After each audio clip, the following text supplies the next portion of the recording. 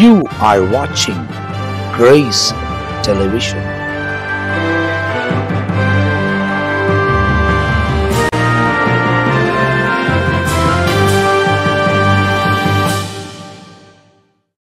ஆண்டவரும் அருமை இரட்சகராக இயேசு கிறிஸ்துவின் நாமத்தினால் உங்கள் யாவருக்கும் என்னுடைய அன்பின் வாழ்த்துக்களையும் ஸ்தோத்திரங்களையும் நான் தெரிவித்துக் கொள்கிறேன். தேவனுடைய பெரிதான கிருபையால் மாரநாதா என்ற இன்னொரு பகுதியில் உங்களை சந்திப்பதிலே நான் மிகவும் மகிழ்ச்சி அடைகிறேன். கடந்த வாரங்களிலே நாங்கள் வெளியே ஊழியங்களுக்கு கடந்து போயிருந்தபடியால் உங்கள் மத்தியில் பாஸ்டர் டேவிட் லிவிங்ஸ்டன் அவர்கள் ரொம்ப அழகாய் கர்த்தருடைய வார்த்தைகளை நம் மத்தியில் பிரசங்கித்தார்.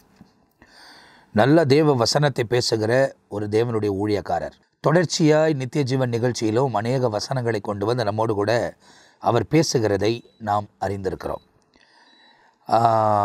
போன வாரத்தில் நான் நால்மாவடி பகுதியில் திங்கட்கிழமை இருந்த அன்றைக்கி அந்த செய்தியை கேட்டுக்கொண்டிருந்தேன். அது அநேகருக்கு பிரயோஜனமாக இருந்திருக்கும் என்று நான் நம்புகிறேன். ஆண்டவர் தொடர்ச்சியாக இந்த நாளிலும் நம்மோடு கூட வெளிப்படுவதற்கு அவர் உண்மை உள்ளவராக இருக்கிறார். இந்த செய்தி உங்களுக்கு வழங்கி கொண்டிருக்கிற வேளையில் நான் கடலூர் பகுதியிலிருந்து என்னுடைய பட்டணத்தை நோக்கி வந்து கொண்டிருப்பேன் என்று எதிர்பார்க்கிறேன். காரணம், 2 நாட்கள் கடலூர் பகுதிக்கு கர்த்தருடைய ஊழியத்தை நிறைவேற்றுவதற்காக நான் கடந்து போய் கொண்டிருக்கிறேன். எனவே அதுக்கு முன்பதாகவே உங்களோடு கூட கர்த்தருடைய வார்த்தைகளை பகிர்ந்து கொள்ள வேண்டும் என்ற நோக்கத்தை பரிசுத்த ஆவியானவர் உணர்த்தினபடியால் உங்கள் மத்தியில் நின்று இந்த வசனத்தை உங்களுக்கு போதிக்க ஆண்டவர் கிருபை தருகிறார்.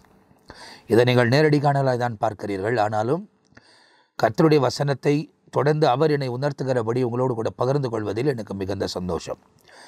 அதிலும் ரொம்ப சந்தோஷம் என்னென்னா, எசேக்கியேல் தீர்க்கதரிசன புத்தகத்தை போன மாரநாதா நிகழ்ச்சியில் போன வாரத்துக்கு முந்தின வாரத்தில் ஆவியானவர் உணர்த்தினபடி அதில் ஒரு சில காரியங்களை பார்த்தோம்.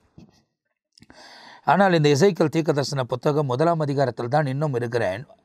அதை வாசிக்க கேட்க நிறைய காரியங்களை ஆவியானவர் எனக்கு உணர்த்துகிறதை நான் பார்க்கிறேன். இந்த ஸ்டுடியோவுக்கு வந்த பிறகு கூட எதை குறித்து மற்றவர்கள் என்ன சொல்லுகிறார்கள், மற்ற ஆத்தர்ஸ் இருக்கிறாங்களோ அவங்களாம் என்ன சொல்கிறாங்க, கமெண்ட்ரிஸ் என்ன சொல்லுது அப்படின்றத ஒரு சில காரியங்களை ஒரு 5 நிமிஷம் வழக்கமாகவே கர்த்தருடைய வார்த்தைகளை கொண்டு வரும்போது நான் கூகுளை அதிகமாக ரெஃபர் பண்ணுறதில்ல. ஏன்னா பரிசுத்த ஆவியானவர் நமக்கு எல்லாவற்றையும் கற்றுக் கொடுப்பதற்கு அவர் உண்மை உள்ள தேவனாக இருக்கிறார். ஸோ கமெண்ட்ரிஸ் ஏதாவது இதை குறித்து ஏதாவது இருக்குமா அப்படின்றத ஒரு சில காரியங்களை பார்க்கும்போது ஆண்டவர் எனக்கு சொன்னதும் அவர்கள் பேசியிருக்கிறதுக்கும் சம்பந்தமே இல்லாத மாதிரி காணப்படுகிறது. ஆனாலும் ஒரு சில காரியங்களை ஆண்டவர் எனக்கு உணர்த்தினதை இந்த மாரநாதா நிகழ்ச்சியில் உங்களோடு கூட பகிர்ந்து கொள்வதற்கு ஆண்டவர் உதவி செய்ய போகிறார். கடைசி மணி நேரம், கடைசி காலத்தில் வாழ்ந்து கொண்டிருக்கிறோம். எந்த நேரத்திலாவது இயேசு வெளிப்படுவார் என்பதை நீங்கள் மறக்கவே கூடாது. கிறிஸ்தவர்கள் கிறிஸ்துவுக்குள்ளே உங்கள் வாழ்க்கையை அர்ப்பணித்துக் கொள்ளுங்கள். வசனத்தின்படி வாழ உங்களை ஒப்புக் கொடுங்கள். நானும் போராடுறேன், நீங்களும் போராடுறீங்க. எல்லாருக்கும் போராட்டங்கள் இருக்குது. ஆனால் நம்ம ஜெயிக்கணும்.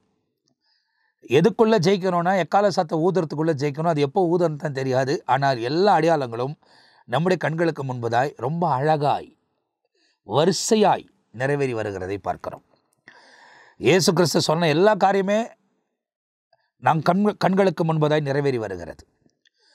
நித்திய ஜீவன் நிகழ்ச்சியில் வெள்ளிக்கிழமை போட்ட அந்த எபிசோடில் கூட மத்தேயு 24ஆம் அதிகாரத்தில் இயேசு சொன்ன அடையாளங்களை இன்னொரு முறை நாம் அவைகளை பார்த்திருக்கிறோம். அதில் எழுதப்பட்டிருக்கிற எல்லா சம்பவமும் நம்முடைய கண்களுக்கு முன்பதாய் நிறைவேறுகிறது என்பதை நாம் அறிந்து கொண்ட பிறகு நிர்விசாரணமாக இருப்பதில் அர்த்தமே இல்லையே. இதை கேட்குற நீங்கள் தேவனுக்கு ஏற்றபடி உங்கள் வாழ்க்கை அர்ப்பணித்திருக்கிறீர்களா என்பதை சற்று யோசித்து பாருங்கள். நீங்கள் கர்த்தருக்கு அர்ப்பணித்து வாழ்ந்து கொண்டிருக்கக்கூடியவர்களாக இருப்பீர்களானால் எந்த காரியத்தை குறித்தும் பயப்பட வேண்டும் என்பது அவசியம் இல்லை. உங்கள் அனுதின வாழ்க்கையில் தேவனோடு கூட நீங்கள் நடக்கக்கூடியவர்களாக இருக்கும்போது தொடர்ச்சியாக அந்த பிரயாணத்தில் முன்னேறி கடந்து போங்க. பின் திரும்பி பார்க்காதீங்க. இடர்கள் வரலாம், பிரச்சனைகள் வரலாம், போராட்டங்கள் வரலாம், பின்மாற்றத்தில் இழுக்கக்கூடிய காரியங்கள் நம்முடைய வாழ்க்கையில் ஏற்படலாம். ஆனால் அவைகளுக்கெல்லாம் தேவன் நம்மை விலகி காத்த அற்புதமான பாதையில் நம்மை வழிநடத்தி கொண்டு போவதற்கு அவர் உண்மை உள்ள தேவனாக இருக்கிறார். எனவே இந்த எசேக்கியேல் தீர்க்கதரிசி ஆசாரியன் ஆகிய தீர்க்கதரிசி அவர். ஏன்னா அவர் ஆசாரியன், அதே நேரத்தில் அவர் தீர்க்க தரிசனத்தை உரைத்திருக்கிறார். முதலாம் அதிகாரத்தில் அவருக்கு தேவன் தரிசனத்தை தருகிறார். இதுக்கும் நமக்கு என்ன சம்பந்தம் என்பதை தான் ஆண்டவர் சுட்டி காண்பிக்க போகிறார். இந்த எசேக்கியேல் தீர்க்கதரிசன புத்தகம் கிமு 593 கிமு 571 வரை எழுதப்பட்ட புத்தகமாய் பார்க்கப்படுகிறது. அதாவது இயேசு கிறிஸ்து வருவதற்கு ஒரு 550-570 வருஷத்துக்கு முன்னே எழுதப்பட்ட ஒரு புத்தகம். தேவனுடைய வெளிப்பாடுகள் தான் அவைகளில் எழுதப்பட்டிருக்கிறது. இன்னைக்கு அந்த வெளிப்பாடுகளை நம் கரங்களிலே தேவன் கொடுத்து வைத்திருக்கிறார். என வேதத்தில் சொல்லப்பட்டிருக்கிறது, இரவும் பகலும் வசனத்தில் தியானமாக இருக்கிற மனுஷன் பாக்கியவான். அதே நேரத்தில் ஞானம் உள்ளவன் கணக்கு பார்க்க கடவன் என்பதாகவும் வேதத்தில் சொல்லப்பட்டிருக்கிறது. அநேகர் என்ன செய்கிறார்கள், செய்தி கொடுக்கிற நேரத்தில் மாத்திரம் ஒரு பகுதி ஆராய்ந்து அவர்கள் அந்த இடத்துல அந்த பகுதியில் உள்ள காரியங்களை நம்மோடு கூட விளக்கி பேசிவிட்டு கடந்து போய்விடுகிறார்கள். இல்லை, ஒரு சிலர் பல முறை நாங்கள் வேதத்தை வாசித்திருக்கிறோம், வருஷத்தில் எப்படியாகிலும் 5 முறை 6 முறை வாசிக்கிறவங்களும் உண்டு. வருஷத்துக்கு ஒரு முறை முழு வேதாகமத்தை நாம் வாசிக்கணும் அப்படின்ற நோக்கத்தோடு வாசிக்கிறவர்களும் உண்டு. அவர்களுக்கு தெரியும் வேதத்தை எப்படி வாசிக்கிறார்கள் என்று. நாம் எத்தனை முறை வாசிக்கிறோம் என்பது முக்கியமல்ல, வாசிக்கிறபடி நாம் நடக்கிறோமா என்பது தான் ரொம்ப முக்கியம். எத்தனை முறை வேதத்தை வாசித்தாலும் அதன்படி நடக்காவிட்டால் பிரயோஜனம் இல்லை. வசனத்தின்படி நடந்தால்தான் தேவனோடு கூட சஞ்சரிக்க முடியும் என்பதை ரொம்ப தெளிவாய் தெரிந்து கொள்ள வேண்டும். ஏன்னா தற்போது வரப்போகிறவர் வசனமானவர். ஏன்னா அவர்தான் வார்த்தை. யோவான் அவரை வார்த்தையை தான் காண்பிக்கிறார். ஆதியில வார்த்தை இருந்தது என்பதை தான் ஆதி முதல் கொண்டு அவர் பேசுகிறதை யோவான் 1ஆம் அதிகாரத்தில் நமக்கு ரொம்ப தெளிவாய் அழகா யோவான் பேசுகிறதை நாம் பார்க்கிறோம்.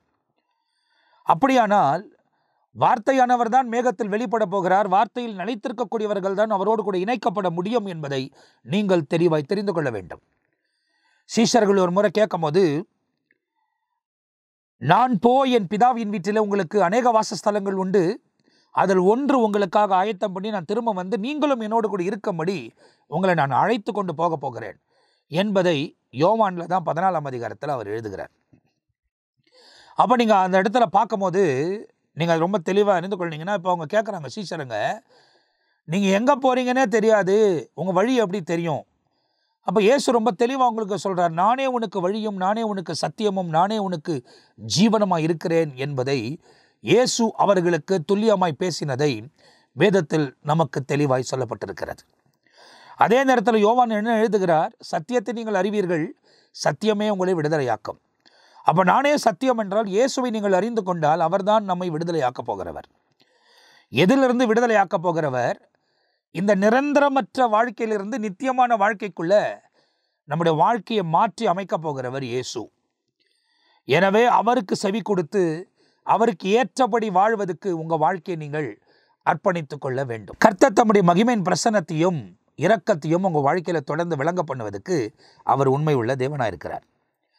இந்த எசேக்கியேலுக்கு கொடுக்கப்பட்ட தரிசனத்தில் முதலாவது, எந்த வருஷம் எந்த மாதம் யார் ஆளுகை செய்திருந்த போது, யார் அந்த இடத்துல அந்த தேசத்தை ஆளும்போது இந்த தரிசனம் அவருக்கு உண்டானது என்பதை அவர் முதல் 2 வசனங்களிலே அவர் சொல்லுகிறார். இந்த நாட்களிலே இஸ்ரவேல் ஜனங்கள் சிறையிருப்பில் இருந்தார்கள். சிறையிருப்புக்கான காரணங்கள் கூட சொல்லப்பட்டிருக்கிறது. 3வது வசனத்தை நாம் பார்க்கும்போது, எசேக்கியேல் தீர்க்கதரிசிக்கு அந்த இடத்தில் பரலோகம் திறக்கப்பட்டதும், பரலோகம் திறக்கப்பட்டிருந்ததினாலே அவருக்கு தரிசனம் உண்டானதும், 3ஆம் வசனத்தில் கர்த்தருடைய கரம் அவர் மீது வந்ததும் அவர் ரொம்ப தெளிவாய் சொல்லுகிறதை இந்த இடத்தில் வேதத்தில் எழுதப்பட்டிருக்கிறது. இந்த 3 வசனத்தை நீங்கள் பார்க்கும்போது, முதல் வானம் திறக்கப்படுகிறது, 2வது தரிசனம் உண்டாகிறது. அதை அவர் உன்னிற்று கவனிக்க ஆரம்பித்த போது கர்த்தருடைய கரம் அவர் மீது வந்தது. இதை நாம் போன நிகழ்ச்சியில் கர்த்தருடைய வார்த்தைகளை என் மூலியமாய் கர்த்தர் உங்களோடு கூட பேசி கொண்டிருக்கும் போது சொன்ன காரியத்தின் தொடர்ச்சியாக இதை பாருங்கள். இந்த இடத்தில் நீங்கள் பார்க்கும்போது, அப்படி அமர்ந்த போது அந்த இடத்தில் அவர் மேகத்தை பார்க்கிறார், அக்கினியை பார்க்கிறார், ஒரு சக்கரத்தை பார்க்கிறார், அந்த இடத்தில் இருந்த 4 முகங்களை பார்க்கிறார். அந்த 4 முகங்களை குறித்து எல்லாம் அந்த நிகழ்ச்சியிலே நான் உங்களோடு கூட ஆவியானவர் என் மூலியமாய் உங்களோடு கூட பகிர்ந்து கொண்டிருந்தார். முதலாவது மனுஷ முகம், இரண்டாவது சிங்க முகம், மூன்றாவது காளை முகம், நான்காவது கழுகு முகம். அது 10ஆம் வசனத்தில் சொல்லப்பட்டிருக்கிறது. எசேக்கியேல் இந்த தீர்க்கதரிசன புத்தகத்தில் முதலாவது அதிகாரத்தை இயேசு கிறிஸ்து இந்த உலகத்தில் என்ன செய்ய போகிறார் என்ற காரியத்தை குறித்து இந்த முதலாம் அதிகாரம் முழுவதும் அவர் பேசியிருக்கிறதை அந்த கண்ணோட்டத்தில் நீங்கள் வாசிக்கும் போது ரொம்ப தெளிவாய் நீங்கள் தெரிந்து கொள்ள முடியும். இந்த 4 முகங்கள் 4 சுவிசேஷங்களை குறிக்கிறது. நான் இதை பேசிக்கொண்டிருந்த போது இன்னொரு பாஸ்டர் என்னோடு கூட அவங்க இதை குறித்து என்னோட கூட பேசினாங்க. இப்படி கூட நம்ம இதை தியானிக்கலாமே அப்படின்ற இன்னொரு ஆங்கிளில் அதை பார்த்தாங்க. எப்படின்னா, எசேக்கியேல் போல நாம் மனிதர்களாய் சிங்கத்தை போல தைரியம் உள்ளவர்களாய், அடுத்தது எருகை போல பலன் உள்ளவர்களாய், கழுகை போல தேவனுடைய தரிசனத்தையும் தூர பார்வை அடையக்கூடியவர்களாய், அதாவது வரப்போகிற காரியத்தை பார்க்கக்கூடியவர்களாய். ஏன்னா மோசே வரப்போகிற பலன் மேல் நோக்கமாக இருந்தார். அவர் நாட்களில் நாம் டேவிட் லிவிங்ஸ்டன் பாஸ்டரோடு கூட ஒரு நித்திய ஜீவன் நிகழ்ச்சியில் பேசும்போது ஆபிரகாம் அதன் மீது நோக்கமாக இருந்ததை வசனத்தின் வாயிலாய் உங்களுக்கு சொல்லப்பட்டிருக்கிறது. அப்படிப்பட்டவர்களாய் இந்த உலகத்தில் வாழ்வதற்கு நம்மை நாமே அர்ப்பணித்துக் கொள்ள வேண்டும் என்பதை நீங்கள் தெளிவாய் அறிந்து கொள்ள வேண்டும். கடைசி மணி நேரத்தில் வாழ்ந்து கொண்டிருக்கிற நாம் தேவன் விரும்புகிற மனிதர்களாய், உலகத்தில் என்ன காரியம் நேரிட்டாலும் சிங்கத்தை போல தைரியம் உள்ளவர்களாய், எந்த சம்பவங்கள் நடந்தாலும் காளை போல பலன் உள்ளவர்களாய், என்ன இடுக்கங்கள் நமக்கு வந்தாலும் இந்த உலகம் நம்மை மேற்கொள்ள முடியாது என்ற நோக்கத்தோட கழுகு உள்ள பார்வை உடையவர்களாய் இந்த உலகத்தில் நாம் தொடர்ந்து செயல்பட்டு முன்னேறி கடந்து போகும்போது தேவன் நம்மை பலப்படுத்துவார். அதையும் நான் அவரோடு கூட பேசும்போது அதுவும் அந்த பகுதியில் அவருக்கு ஊழியக்காரர் மூலியமாய் அந்த வெளிப்பாடுகளை நான் அவைகளை ஏற்றுக்கொள்கிறேன். அப்போ இந்த இடத்துல நீங்கள் பார்ப்பீங்க அப்படின்னா, இவைகளெல்லாம் எசேக்கியேல் பார்க்கிறார். இவைகளெல்லாம் பார்த்த பிறகு 11ஆம் வசனத்தில் நமக்கு சொல்லப்பட்டிருக்கிறது. என்ன சொல்லப்பட்டிருக்கிறது நாம் வாசிக்க கேட்க போகிறோம். அவைகளுடைய முகங்கள் இப்படி இருக்க அவைகளுடைய சட்டைகள் மேலே பிரிந்திருந்தன ஒவ்வொன்றுக்கும் உள்ள இரண்டு சட்டைகள் ஒன்றோடு ஒன்று. பாருங்க, எல்லாத்துக்குமே சேட்டைகள் இருந்தது, ரக்க இருந்தது, விங்ஸ். மனுஷனுக்கும் விங்ஸ் இருந்தது, சிங்கத்துக்கும் விங்ஸ் இருந்தது, எருதுக்கும் அந்த இடத்துல சேட்டை இருந்தது. நமக்கு எல்லாருக்கும் தெரியும் கழுகுக்கு சேட்டைகள் இருக்கிறது, அதுக்கும் சேட்டைகள் இருந்தது. இவைகள் 4க்கும் சேட்டைகள் இருக்கிறதை பார்க்கிறார். அப்படியானால் நாங்கும் பருக்கக்கூடிய தன்மை உள்ளது. உலகத்தில் பணம் வந்த பிறகு பறந்து வாழக்கூடியவர்கள் ஏராளமாக இருக்கிறாங்க. ஆனால் பரிசுத்த ஆவியானவரை பெற்றிருக்கிற நாம் தான் பறந்து தேவ திட்டத்தை இந்த உலகத்தில் நிறைவேற்ற வேண்டும் என்பதை நாம் அறிந்து கொள்ள வேண்டும். தேவனுக்கேற்ற ஒரு வாழ்க்கை வாழ உங்கள் வாழ்க்கையை ஒப்புக் கொடுக்கும் போது ஆண்டவர் தம்முடைய பிரசன்னத்தை உங்கள் வாழ்க்கையில் விளங்க பண்ணுவார். இப்போ 11ஆம் வசனத்தில் என்ன சொல்லப்பட்டிருக்கிறது? அவைகளுடைய முகங்கள் இப்படி இருக்க அவைகளுடைய முகங்கள் இப்படி இருக்க அவைகளுடைய சட்டைகள் மேலே பிரிந்திருந்தன. சட்டைகளின் மேலே பிரிந்திருந்தன. ஒவ்வொன்றுக்கும் உள்ள இரண்டு சட்டைகள் ஒன்றோடு ஒன்று சேர்ந்திருந்தன. மற்ற இரண்டு சட்டைகள் அவைகளுடைய உடல்களை மூடின. எத்தனை ரக்க? 4. 2 பறக்கிறதுக்கு, 2 தன் உடலை மறைப்பதுக்கு. இதை இவர் பார்க்கிற தரிசனம். உடலை மறைப்பதுக்கும் 2, பறப்பதுக்கு 2. அதுக்கப்புறமா நீங்க பார்த்தீங்க அப்படின்னா, அவைகள் ஒவ்வொன்றும் தன் திசைக்கு நேர்முகமாய் சென்றது. சுவிசேஷத்தை நீங்கள் நல்லாய் அறிந்து கொள்ள வேண்டும். மத்தேயு தேவனுடைய திட்டத்தை நிறைவேற்றியிருக்கிறார். மார்க் நிறைவேற்றியிருக்கிறார், லூக்கா நிறைவேற்றியிருக்கிறார், யோவான் நிறைவேற்றியிருக்கிறார், மற்ற சீஷர்கள் எல்லாம் நிறைவேற்றியிருக்கிறார்கள்.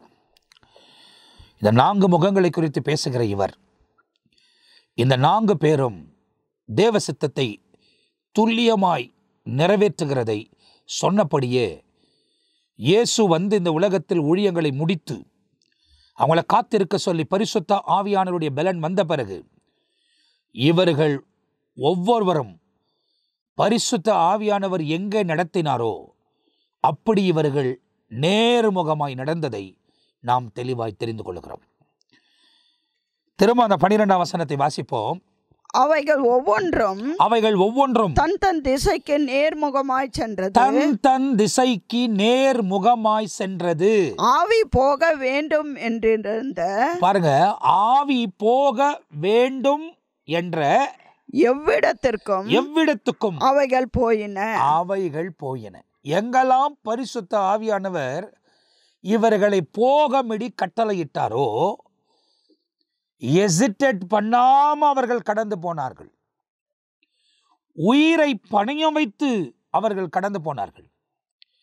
அப்போஸ்தலனாகிய பவுலை குறித்து கூட கடைசி மணி நேரத்தில் அவர் எருசலேமுக்குள்ள போவதற்கு திட்டமிடுகிறார்.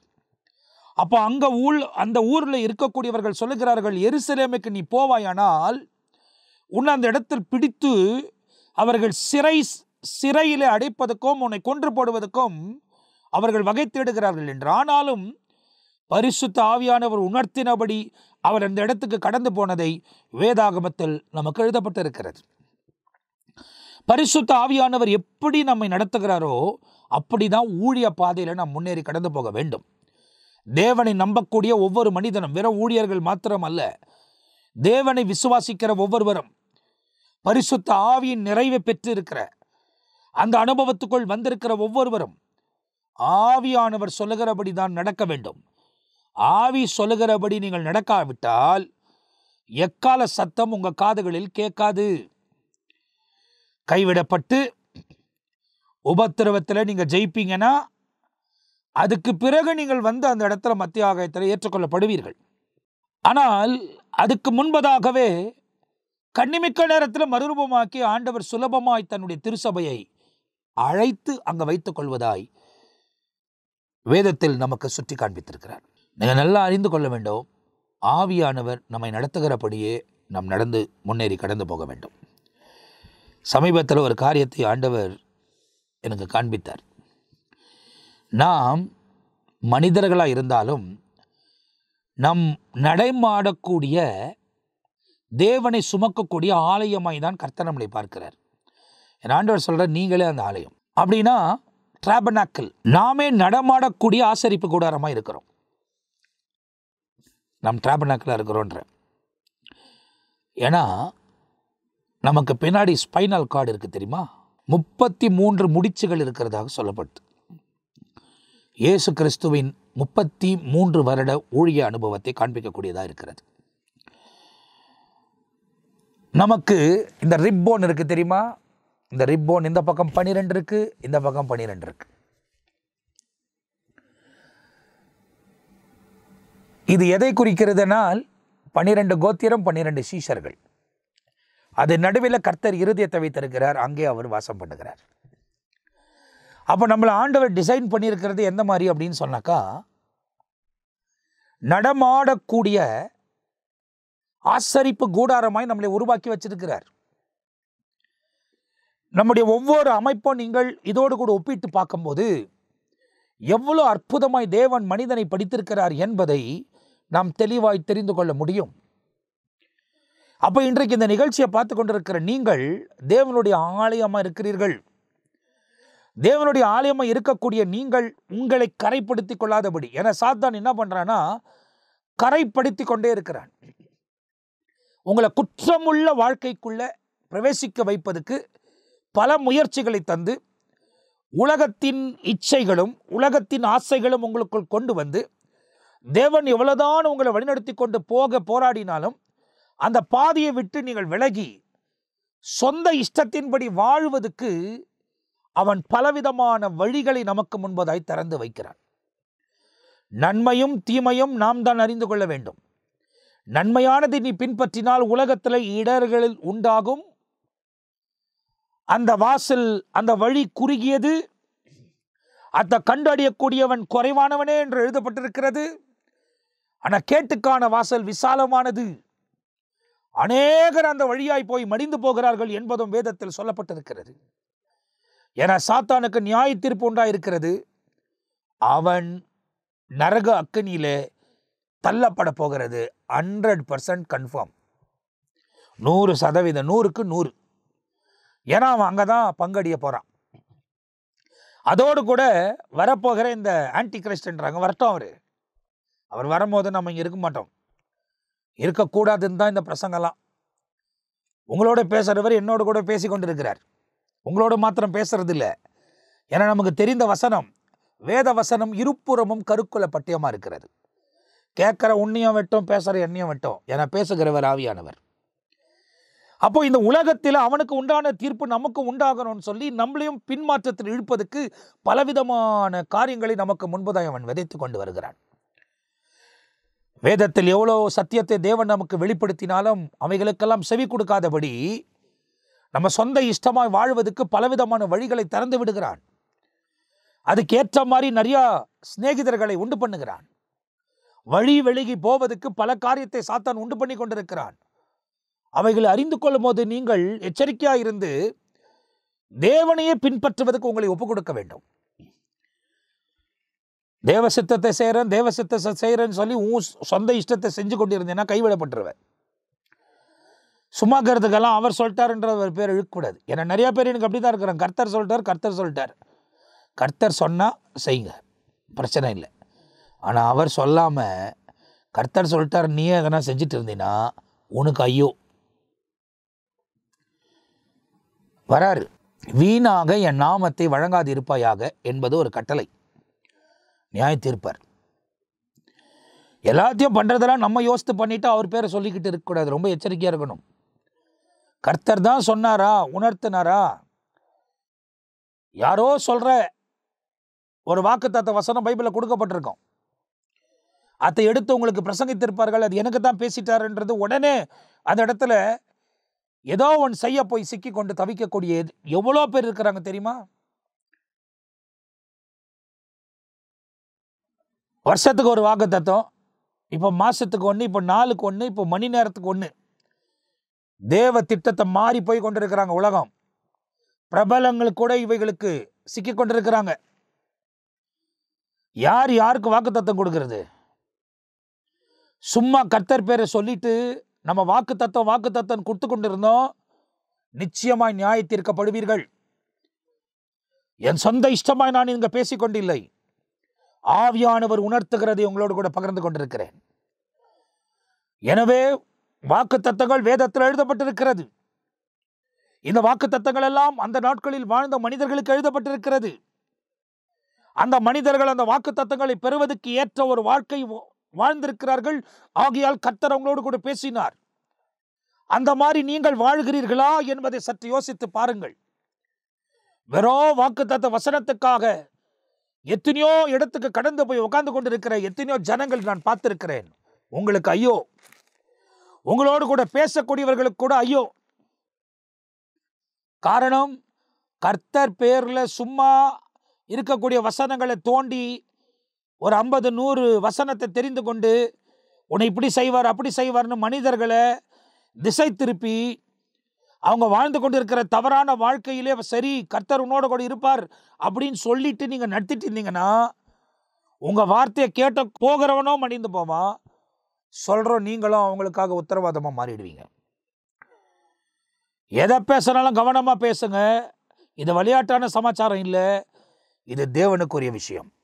இயேசு 3.5 வருஷம் பிதாவின் சித்தத்தை செய்தாரா, ஊழியம் செஞ்சாரா?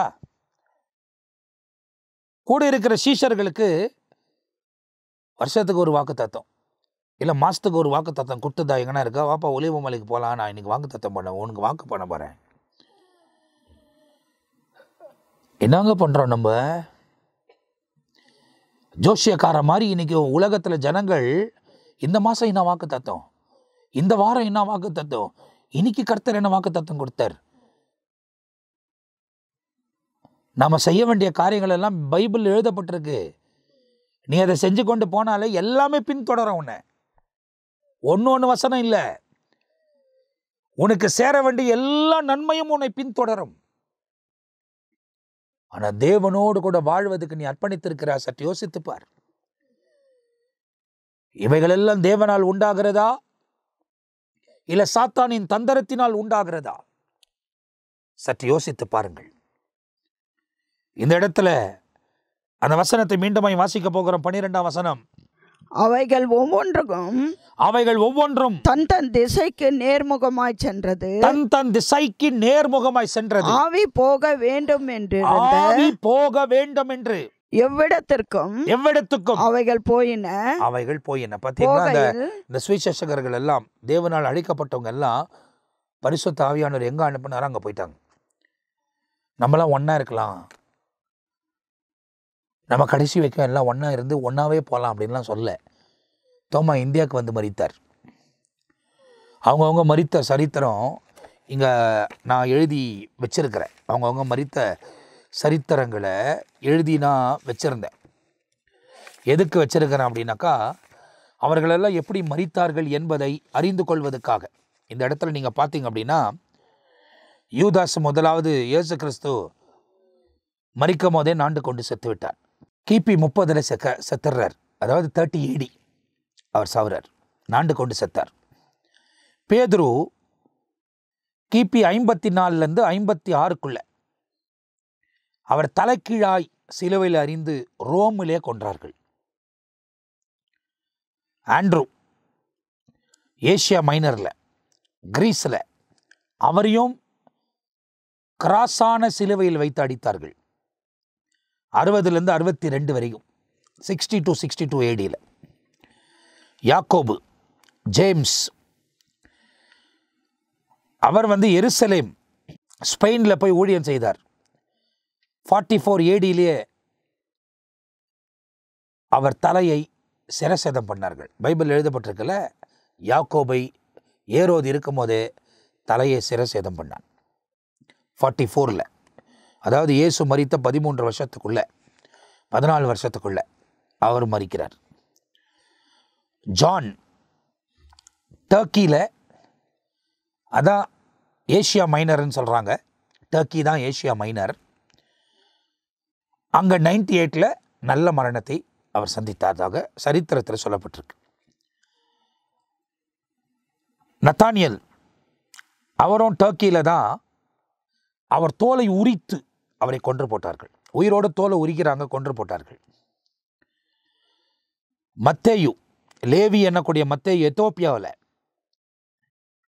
ஆக்ஸ் கோடாலியில் அவரை கொன்று போட்டார்கள். தாமஸ் இந்தியாவில் ஈட்டினால முதுகலை குத்தினார்கள். நான் கடந்து சென்ற அந்த இடத்துல பார்த்துருக்கிறேன். லிட்டில் ஜேம்ஸ், அதாவது 2 யாக்கோபு இருந்தாங்க, அதில் லிட்டில் ஜேம்ஸில் ஈஜிப்டில் அடிச்சே கொண்டிருக்கிறாங்க. எப்போ அப்படின்னா 66 AD. சைமன் த ஜெலட் அர்மேனியாவில் சிலுவையில் அறிந்தார்கள் 61 65 கிபியில். ஜூட், அதாவது டாடஸ், அவரும் அர்மேனியாவில் தான் 72 AD அவரையும் சிலுவையில் அறிந்தார்கள். பிலிப் அவரையும் கிரீஸில், அதாவது சிரியா பக்கத்தில் இருக்கிற அந்த கிரீஸ், அந்த காண்டினென்ட் 80 கிபி 80 80 AD அவரையும் சிலுவையில் அறிந்தார்கள். அப்போஸ்தலனாகிய பவுல் ரோமாபுரியில் அவர் போய் கடைசியாக இருந்த இடத்துல 66 அவர் தலையை சிரசேதம் பண்ணார்கள்.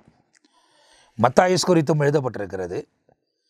சீட்டு குலுக்கி போட்டு எடுத்தாங்கன்னா மத்தாயஸ் உடைய புத்தகம், அந்த நிருபம் இல்லை அந்த புத்தகம் தல்லாகமத்தில் வைத்திருக்கிறார்கள். அதுக்கு பல காரணங்கள் உண்டு. எல்லாருமே உலக வாழ்க்கையை மேன்மைப்படுத்தலை, உலகத்தில் சம்பாதித்து வைக்கணும்னு யோசிக்கலை. ஏன்னா வரப்போகிற காரியத்தின் மீது கவனமாக இருந்தாங்க.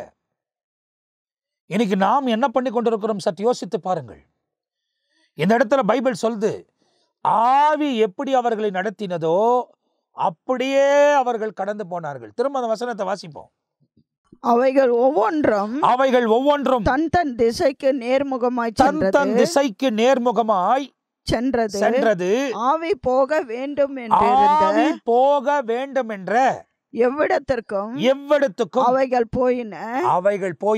போகையில் அவைகள் திரும்பி பார்க்கவில்லை. What a beautiful word. திரும்பி பார்க்கவில்லை. உண்மையிலேயே இந்த வசனங்கள் எல்லாம் பேசி கொண்டு இருக்கும்போது ஆவியானவர் இதெல்லாம் படிக்க உணர்த்திட்டே இருக்கிறாரா? ஒரு நிறைவு வந்து கொண்டே இருக்குது. எனக்குள்ள குறைவு இருக்குது. அந்த குறைகளை நிறைவாக்குகிற ஆவியானவர் அசைவாடுகிறதுனால எனக்கு ஒரு நிச்சயம் இருக்குது. ஆண்டவர் எப்படியாகிலும் பலப்படுத்தி அவருக்கு முன்னே நிற்கக்கூடிய கிருபையை தந்துடுவார். எதை மிஸ் பண்ணாலும் எக்கால சத்தத்தை மிஸ் பண்ணுறாதீங்க. செத்தாலும் எக்கால சத்தம் கேட்கணும். உயிரோடு இருந்தாலும் எக்கால சத்தம் கேட்கணும். இதுக்கேற்ற மாதிரி தான் உங்கள் வாழ்க்கை இந்த உலகத்தில் இருக்கணும். சாத்தான் சொல்லுகிற தவறான காரியங்களுக்கு செவி கொடுத்து உலகத்தின் இச்சைகளிலே உங்களை எழுந்து விடாதீர்கள், எச்சரிக்கையாயிருங்கள். திரும்ப அந்த வசனத்தை வாசிக்க கேட்போமா? ஏன்னா அழகாக இருக்குது. அதாவது உங்களுக்கு புரிஞ்சுக்கொள்ளணுன்றதுக்காக திரும்ப வாசிக்கிறேன் பாருங்க. இந்த பகுதியை 4 முகங்கள் 4 சுவிசேஷம் என்ன நடக்க போகுதுன்னு எசேக்கியேல் அந்த நாட்களிலே பார்த்து சொல்றார். அப்போ ஆவி அவர்களை நிரப்புகிறது. அந்த ஆவி எந்த விதத்தில் அவங்களை, எந்த திசையில் அவர்களை வழிநடத்தினதோ திரும்பி பார்க்காமல் போகிறார்கள். அதுதான் ரொம்ப முக்கியம். லோத்து மணி திரும்பி பார்த்தாங்க, உப்பு தூண் ஆயிட்டாங்க. இன்னைக்கு நிறைய பேர் திரும்பி பார்த்து தான் விழுந்துட்டு இருக்கிறாங்க, வீழ்ச்சியில் விழுந்துட்டு இருக்கிறாங்க. நிறைய பேர் கையேந்தக்கூடிய நிலைமையில இன்னைக்கு அழிந்து கொண்டிருப்பதற்கு காரணம் என்ன? தேவ சித்தத்தை நிறைவேற்றவில்லை. கர்த்தர்னால் அழைக்கப்பட்டு கர்த்தனால் நடத்தப்பட்டவன். ஒருவேளை நீங்களே அர்ப்பணித்து கூட ஊழியம் செஞ்சிருக்கலாம், செய்து கொண்டிருக்கலாம். தேவன் அங்கீகரிப்பாரானால், நீ தேவ சித்தத்தை நிறைவேற்றினால் ஒரு நன்மையும் குறைவுபடாதபடி தொடர்ந்து தேவன் நடத்தி கொண்டு போவார். ரொம்ப பெருசா உனக்கு செய்து அந்த பெரிய திட்டங்களில் நீ உன்னை இழந்தராதபடி உனக்கு என்ன கொடுக்கணும் என்ன கொடுக்கக்கூடாதுன்றது கர்த்தருக்கு தெரியும். ஒரே ஒரு விஷயம், என்ன தந்தாலும் தந்தவரை பிடித்துக் கொள்ளுங்கள், தந்த காரியத்தின் மீது கவனம் செலுத்தாதீர்கள். ஒரு ஆசீர்வாதத்துக்காக ஜெபிக்கிறீங்க, ஆண்டவர் உங்களை ஆசீர்வதிக்கிறார். அந்த ஆசீர்வாதத்தின் மீது உங்க கவனம் இல்லாதபடி ஆசீர்வதித்தவர் மீது உங்க கவனம் இருந்துச்சுன்னு வைங்க, அடுத்த ப்ரமோஷன் அதில் உங்களுக்கு வரும். ஆனால் என்ன பண்ணுறாங்க? ஆசீர்வாதத்தின் மீது தன் பக்கத்தை திருப்பிக் கொள்கிறார்கள். ஆசீர்வதித்தவரை மறந்து போகிறார்கள். சொந்த இஷ்டமாய் வாழ பழகுகிறார்கள். இன்னைக்கு நிறைய பேர் உலகத்தில் அப்படி தான் வாழ்ந்து கொண்டிருக்கிறாங்க. கர்த்தர் கட்டாயம் நியாயம் தீர்ப்பார். நீ எதனா திட்டிக்கோ, நீ எதனா பேசிக்கோ, அதை பற்றி எனக்கு பிரச்சனை இல்லை. ஆனால் நல்லா தெரிந்து கொள், தேவனுக்கு ஏற்றவர் வாழ்க்கை வாழாவிட்டால் வரப்போகிறவர் நீதி உள்ள நியாயாதிபதி. தெளிவாய் தெரிந்து கொள், அவர் நியாயம் செய்கிறவர், நீதி செய்கிறவர், பட்சபாகம் பார்க்கவே மாட்டார். எவ்வளோ நீதியா வாழ்ந்திருந்து தேவனுக்கு பிரியமில்லாத காரியத்தை நீ செய்து கொண்டிருப்பாயானால் நீ கைவிடப்படுவாய். பார்த்துக்க. வசனத்தை வாசிப்போம். அவைகள் ஒவ்வொன்றும் தன் திசைக்கு நேர்முகமாய் சென்றது. திசைக்கு நேர்முகமாய் சென்றது. ஆவி போக வேண்டும் என்று இருந்த எவ்விடத்திற்கும் அவைகள் போயின. போகையில் அவைகள் திரும்பி பார்க்கவில்லை. ஜீவன்களுடைய சாயல், ஜீவன் உடையவருடைய சாயல் எப்படி இருந்தது என்றால் அவைகள் எரிகிற அக்கினி தழலின் தோற்றமும். எப்போ நீ திரும்பி பார்க்காம ஆவி நடத்துகிற மாதிரி போனன்னு வச்சுக்க, கர்த்தர் உன்னை அக்கினியாய் தனக்காக பயன்படுத்துவதற்கு உண்மை உள்ளவராக இருக்கிறார். அங்க என்ன சொல்லப்பட்டிருக்கு? அவைகள் எரிகிற அக்கினி தழலுக்கு தோற்றமும் தீவர்த்திகளின் தோற்றமாய் இருந்தது. அந்த அக்கினி ஜீவன்களுக்குள்ளே உலாவி பிரகாசமாய் இருந்தது. அக்கினியிலிருந்து மின்னல் புறப்பட்டது. அந்த ஜீவன்கள் மின்னலின் தோற்றம் போல ஓடித்திரிந்தன. நான் அந்த ஜீவன்களை பார்த்து கொண்டிருக்கையில் இதோ பூமியில் ஜீவன் அண்டையிலே 4 முகங்களுடைய ஒரு சக்கரத்தை கண்டேன். 4 முகங்களுடைய ஒரே சக்கரத்தை நான் கண்டேன். சக்கரத்தின் ரூபமும் அவைகளின் வேலையும் படிகை பச்சை வர்ணமாயிருந்தது. அவைகள் நாலுக்கும் ஒரே விதமான சாயல். இந்த இடத்துல நீங்க பாத்தீங்க அப்படின்னா ஒரு நிறம் சொல்லப்பட்டிருக்கிறது. அவர்கள் செய்த காரியம் சொல்லப்பட்டிருக்கிறது. பேசிக்கொண்டே இருக்கும்போது சீடர்களுக்கும் சுவிசேஷத்துக்கும் ஒப்பிட்டு பாருங்கள். தேவனுடைய சித்தத்தை நிறைவேற்றும் போது அக்கினி தழுலாய் மின்னலை கொண்டு வந்து அநேகருக்குள்ள பிரகாசிக்கக்கூடியதாய் மாற்றுவாய் என்பதை அவர்கள் நடுவில் அது உலாவிக் கொண்டு இருந்ததை இவர் பார்க்கிறதை வேதாகமத்தில் எழுதப்பட்டிருக்கிறது. அந்தபடியே தான் இயேசு இந்த உலகத்துக்கு வந்த போது 12 பேரை தனக்காக தெரிந்து கொண்டு 3.5 வருஷ காலம் அவரோடு கூட வைத்திருந்து கடைசி மணி நேரத்தில் எல்லாரும் அவரை விட்டு விலகி போனாலும் விலகி போறதோ தேவ திட்டம் தான். மெய்ப்பெண் பிடிப்படும் போது மந்தை செதறி போகும் என்று ஏற்கனவே தீர்க்க தரிசனம் உரைக்கப்பட்டிருக்கிறது. பந்தியில உட்காரும் போது இயேசு கிறிஸ்து அதை சொல்லுகிறார்.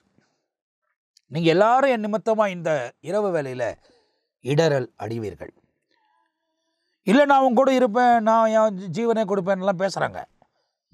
அப்படி பேசின பேதுருவை பார்த்து சொல்லிட்டார், காலையில் சேவல் கூவுவதுக்கு முன்பதான் 3 முறை என்னை நீ மறுதலிப்பு. காரணம் என்ன? பேதுருவை குற்றப்படுத்தலை. இவர்கள் அந்த இடத்துல செதறி போனால்தான் அடுத்தது இயேசு மரித்து அடக்கம் பண்ணப்பட்டு உயிரோடு எழும்பி அவர்களை திரும்ப வந்து பலப்படுத்தி உலகம் முழுவதும் அனுப்ப முடியும். இல்லை இவர்களும் இயேசுவோடு கூடவே சிக்கிக் கொண்டார்களானால் இயேசுக்கு கொடுத்த அதே தண்டனை இவர்களுக்கும் கொடுத்து விடுவார்கள். அப்ப 3.5 வருஷ காலம் அவங்களை வைத்து உருவாக்குனது பிரயோஜனம் இல்லாத போயிடும். அதனாலதான் அவர்கள் எல்லாம் செதறி போகிறார்கள். அதுல ஒருத்தன் ஆண்டு கொண்டு சாவறான். காரணம் அவன் காட்டி கொடுத்தான். அதான் பந்தியில உட்காரும் போது சொல்றாரு, இந்த பந்தியில இருக்கக்கூடிய ஒருவனே என்னை காட்டி கொடுக்க போறான். இன்னைக்கு யார் என்னோடு கூட கை நனித்தானோ அவனே என்னை காட்டி கொடுக்க போகிறான். அவன் பிறந்தில்லா விட்டாலே நலமா இருந்திருக்குமே. யாருன்னு கேட்குறாங்க. யோவானுக்கு மாத்திரம் சொல்றார். யார் என்பதை அவருக்கு மாத்திரம் ரகசியமா சொல்றார். அதுக்கப்புறமா யூதாஸ் எழும்பி சாத்தான் அவனுக்குள்ள புகுந்தான். யூதாஸ் எழும்பி போயிட்டார். அவன் ஒருத்தன் நாண்டு கொண்டு செத்துட்டான். அவன் நாண்டு கொண்டு சாவாம மனம் திரும்புதலுக்குள்ள வந்திருந்தா அவனையும் தேவன் பயன்படுத்தியிருக்க முடியும். சாத்தானை கர்த்தர் மன்னிக்க மாட்டாருங்க, மனுஷர்களை கர்த்தர் மன்னிச்சிடுறார்.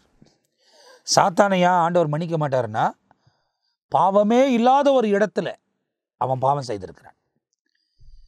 அதுக்கு பிறகுதான் மனிதனை படித்த ஆண்டவர் நம்மளை கொண்டு வந்து இந்த உலகத்தில் படைத்தார். உலகத்தில் படித்ததுக்கு காரணம் என்ன?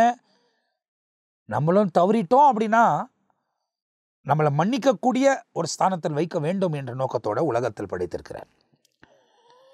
அதனால்தான் ஆதியிலே ஆதாமும் ஏவாளும் தேவனுக்கு கீழ்ப்படியாமல் பாவம் செய்தார்கள். அதுக்கு பிறகு அவங்களுக்கு மன்னிப்பு கொடுக்கப்பட்டு கிருபை தந்து அனுப்பப்பட்டது. அதிலிருந்து தான் இன்னைக்கு நம்ம கடைசி மணி நேரத்தில் வாழ்ந்து கொண்டு கூடியவர்களாக இருக்கிறோம். நான் சொல்றது ஏறக்குறைய 6000 வருஷ கதை. விஞ்ஞானம் பல காரியத்தை சொல்லலாம், உலகத்தில் உள்ளவர்கள் பல காரியத்தை சொல்லலாம். நான் தேவனால் மீட்கப்பட்டவன் 97ஆம் ஆண்டு. இல்லைன்னா என் வாழ்க்கை வேற விதத்தில் இருந்திருக்கும், இல்லை இருந்திருக்கவே மாட்டேன் இந்த உலகத்தில். அவர் எனக்கு அந்த நாளிலே வந்து என்னை சந்தித்ததுனால தான் இன்னைக்கு உங்கள் மத்தியில் ஊழியக்காரனாக உட்காந்துருக்கிறேன். அது கூட எத்தனையோ முறை நான் விலகி போயிட்டேன். அவர் என்னை விலகாதவராய் என்னை உருவாக்கினதை நினைத்து தொடர்ந்து வந்து என்னோடு கூட பேசி என்னை பலப்படுத்தி இந்த நாளில் நிற்க வைத்திருக்கிறார். எனக்கும் இந்த உலகத்தில் போராட்டங்கள் உண்டு. நானும் ஜெயிக்க வேண்டிய ஏராளமான காரியங்கள் உண்டு. இறுதி வரை அந்த போராட்டம் இருந்து கொண்டுதான் இருக்கும். ஜெயிக்கக்கூடியவன் தான் அவருக்கு முன்னே நிற்க முடியும் என்பதை நாம் தெளிவாய் தெரிந்து கொள்ள வேண்டும். இந்த இடத்துல நீங்க பார்க்கும்போது இது எதுக்கு ஒப்பாக நீங்க பார்க்கணும்னா, சீஷர்களுக்கு ஆண்டவர் பலப்படுத்தி ஒவ்வொரு காரியத்தையும் நடத்துறார். அதுக்கு பிறகு பாருங்க, இயேசு உயிர்த்தெழுந்த பிறகு அவங்களை சந்திக்க வராரு. கலிலேயாவில் வந்து நான் உங்களை பார்ப்பேன்னு சொல்றாரு. அதே மாதிரி போய் பார்க்கிறார். ஒருத்தரையும் குற்றம் படுத்தலையே, பைபிளில் சொல்லப்படலையே. பேதுரை பார்த்து, என்னப்பா அவ்வளோ பேசுனியா அன்னைக்கு இரவு, பத்தியா ஓடிட்ட, உங்களெல்லாம் கூப்பிட்டு நான் கூட வச்சிருந்தேன் பாரு, நான் எதனா சொன்னாரா? சந்தேகப்பட்ட தோமாக்கே சொன்னார், தொட்டு பாருப்பா. அவன் தொட்டு பார்த்து தான் தேவன் என்று விசுவாசிக்கிறான். ஆனா அவர் வந்து இங்க ரத்த சாட்சியை மறிக்கிறார். ஆனா அவன் நிமித்தமா நமக்கு ஒரு ஆசீர்வாதம் வந்திருக்குது. என்ன தெரியுமா? நீயோ கண்டு விசுவாசித்தாய், காணாத விசுவாசிக்கிறவன் பாக்கியவான். நிறைய விதமான காரியத்தை ஆண்டவர் இந்த உலகத்தில் நமக்கு செய்து கொண்டு வருகிறார். இதில் ஏராளமான காரியங்கள் உண்டு. இந்த நிகழ்ச்சியில பூரணமாய் இவைகளை சொல்ல முடியாது. இந்த நோக்கத்தோடு இந்த புத்தகத்தை பாருங்கள். 10ஆம் வசனத்திலிருந்து வாசித்துருவோம். நம்ம இப்போ வந்து 15ஆம் வசனம் வரைக்கும் வாசித்திருக்கிறோம். அதுக்கு பிறகு 16ஆம் வசனமும் நம்ம வாசித்திருக்கிறோம். அந்த வசனம் வரைக்கும் இப்போ வாசிக்க கேட்க போகிறோம். 10ஆம் வசனத்திலிருந்து 16ஆம் வசனம் வரைக்கும். இப்போ இந்த 4 சுவிசேஷத்தை உங்களுக்கு முன்னதா வச்சு அந்த கண்ணோட்டத்தில் இந்த பகுதியை பாருங்க, நீங்க தெளிவா புரிந்து கொள்வீங்க. வாசிக்கலாம். அவைகளுடைய முகங்களின் சாயலாவது வலது பக்கத்தில் 4 மனுஷ முகமும் சிங்க முகமும், இடது பக்கத்தில் 4 எருது முகமும் கழுகு முகமுமாய் இருந்தது. அவைகளுடைய முகங்கள் இப்படி இருக்க அவைகளுடைய சட்டைகள் மேலே பிரிந்திருந்தன. ஒவ்வொன்றுக்கும் உள்ள 2 சட்டைகள் ஒன்றோடு ஒன்று சேர்ந்திருந்தன. மற்ற 2 சட்டைகள் அவைகளுடைய உடல்களை மூடின. அவைகள் ஒவ்வொன்றும் தன் தன் திசைக்கு நேர்முகமாய் சென்றது. ஆவி போக வேண்டும் என்றிருந்த எவ்விடத்துக்கும் அவைகள் போயின. போகையில் அவைகள் திரும்பி பார்க்கவில்லை. ஜீவன்களுடைய சாயல் எப்படி இருந்ததென்றால், அவைகள் எரிகிற அக்கினி தழலின் தோற்றமும் தீவர்த்திகளின் தோற்றமுமாய் இருந்தது. அந்த அக்கினி ஜீவன்களுக்குள்ளே உலாவி பிரகாசமாய் இருந்தது. அக்கினியிலிருந்து மின்னல் புறப்பட்டது. அந்த ஜீவன்கள் மின்னலின் தோற்றம் போல ஓடி திரிந்தன. நான் அந்த ஜீவன்களை பார்த்து கொண்டிருக்கையில், இதோ பூமியில் ஜீவன்கள் அண்டையிலே 4 முகங்களை உடைய ஒரு சக்கரத்தை கண்டேன். சக்கரங்களின் ரூபமும் அவைகளின் வேலையும் படிக பச்சை வருணமாய் இருந்தது. அவைகள் 4க்கும் ஒரே வித சாயல் இருந்தது. அவைகளின் ரூபமும் அவைகளின் வேலையும் சக்கரத்துக்குள்ளே சக்கரம் இருக்குமா போல் இருந்தது. இப்போ இந்த 16 வசனம் வரைக்கும் வாசித்திருக்கிறோம். 15லேருந்து, அதாவது 10ஆம் வசனத்திலேருந்து 16 7 வசனங்களை வாசித்திருக்கிறோம். இந்த 7 வசனத்துக்கு பிறகு வருகிற காரியத்தை ஒருவேளை ஏசப்பா வருக தாமதிக்குமானால் அடுத்த நிகழ்ச்சியில் நம்ம சந்திக்கும் போது 17லேருந்து நம்ம தொடர்ச்சியாக வாசிக்க போகிறோம்.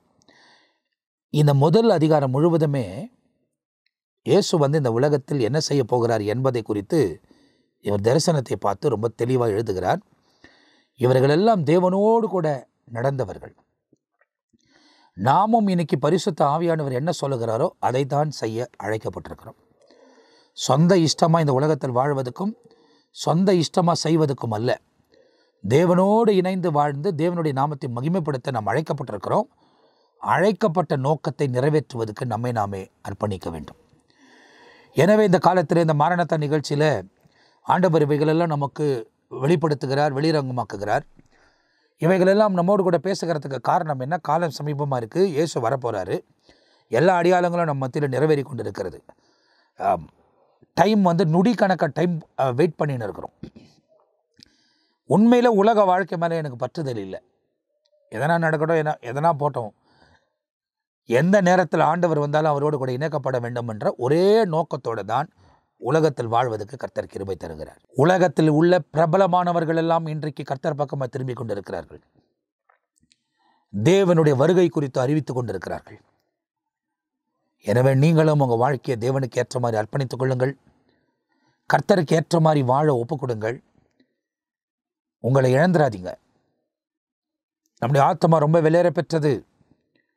விளையாட்டு வாக்கையில் விட்டுட்டீங்கன்னா நித்திய ஆக்கினிக்குள்ளே தீர்க்கப்பட்டுருவீங்க. மீட்பே கிடையாது.